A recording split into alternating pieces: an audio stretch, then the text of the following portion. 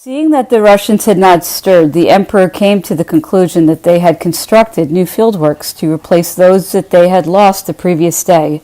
About 3 o'clock, it was even thought that they were retiring, and the emperor, who was constantly watching them, was on the point of launching an attack. But upon a closer inspection from places which permitted the movements of the Russians to be better understood, it was ascertained that they were in their same positions. That evening, the emperor returned to his tent. Monsieur Bossuet, prefect of the palace, had arrived during the afternoon. He brought letters from the empress, whom he had accompanied as far as Prague on the way from Dresden, and he was also the bearer of a fine portrait of the King of Rome by Gerard. The emperor found this portrait hung in his tent when he returned from reconnoitering the enemy posts. The aide-de-camp of the Duke of Ragusa had arrived at the same time with reports of the bad state of affairs in Spain.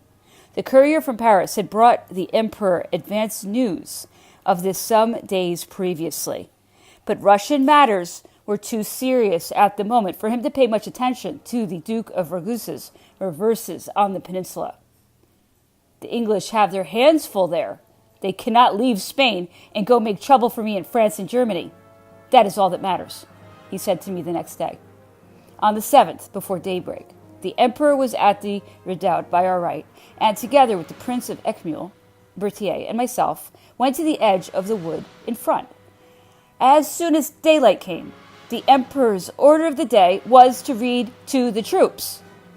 It was brief but forcible, like all those written by himself on great occasions.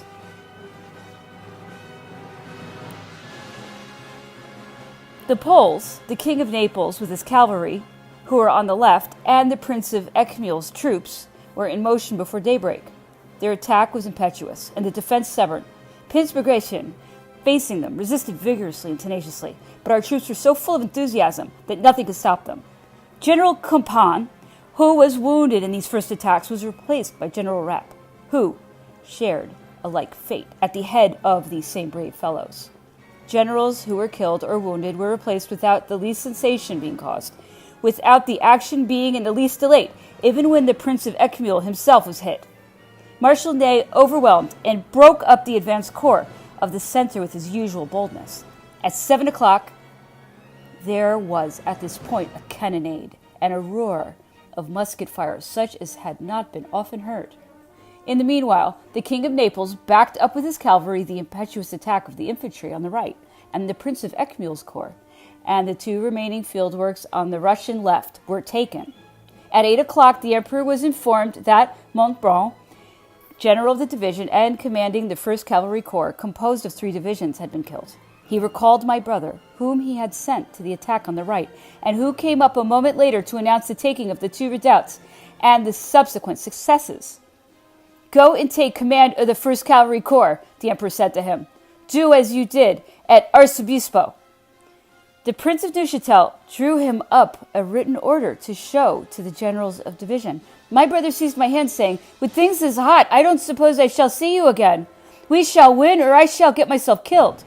His chronic sufferings often made him desire death. Did they now conjure up in him this mournful presentiment?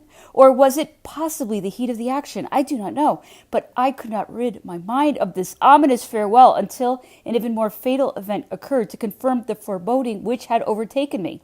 Supported by part of the Viceroy's corps, Marshal Ney was backing up the right, and by 10 o'clock the Emperor had lost all the ground in front of the great redoubt at the center. They had consequently lost the position on the left and the village that supported their center, Borodino, but their reserves were coming up.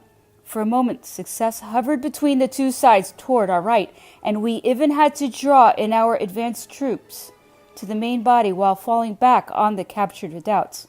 A formidable array of guns spat forth death in every direction.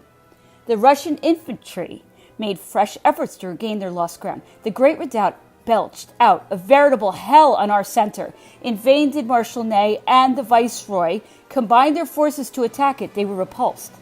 Returning to the attack a second time, they were no more fortunate, and Ney even lost a little ground.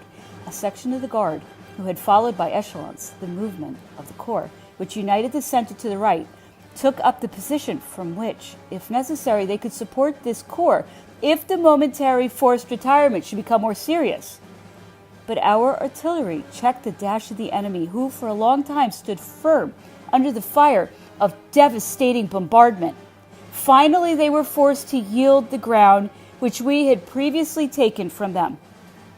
All this time, the emperor was watching the movements at the center. He had stationed himself opposite to the last redoubt we had taken, and he gave a general order to halt for the moment and hold the positions we occupied so as to give the artillery time, he said, to demolish those masses of infantry which stood motionless. It was then nearly 11 o'clock. Shortly before this, Lieutenant General Likachev and some 15 prisoners taken in the redoubt were brought to him. The officer in charge of them told the emperor that they had put up a gallant defense. The emperor received the general well. Seeing that the prisoner was without a sword, he expressed regret that he had been disarmed. "I respect the courage of the unfortunate too much, sir," he said, "not to give myself the pleasure of returning his arms to a brave man." With that, he handed the general his sword and asked him some questions. He then gave orders that the other prisoners should be questioned, taken care of, and treated as the general had been, with the utmost respect. The capture gave the emperor great pleasure, but it seemed inconceivable to him that so few prisoners had been taken when these redoubts had been captured in such a rush and entirely surrounded by the King of Naples' cavalry. He complained bitterly and asked a great number of questions about it, not concealing the fact that he had desired and hoped for other results. "We shall win the battle," he said. "The Russians will be crushed, but it will not be conclusive if I do not take prisoners." He showed signs of anxiety. Between noon and 1 o'clock, the emperor ordered the viceroy to resume the offensive and support the left of Marshal Ney, who was already supporting General Junot. The right, reinforced by the Young Guard, likewise had orders to push forward. The enemy, smashed by the guns and pressed simultaneously on all points, massed their troops and held firm, despite the ravages made in their ranks by the guns. The emperor then climbed into the redoubt to follow with his own eyes and direct the general movement he had ordered all along the line. Our troops redoubled their efforts without gaining ground. The fire increased to greater intensity. We were at grips at all points. It was at this moment that my brother, having put in motion 2 of his divisions, supported by 2 battalions of infantry, placed himself at the head of the 5th Cuirassiers that led the troops under his command on the great redoubt, and thus ensured the success of this attack, already attempted in vain several times. He drove at the enemy, and from that moment the battle was won, and the emperor himself said, "For the Russians at once began a general retreat."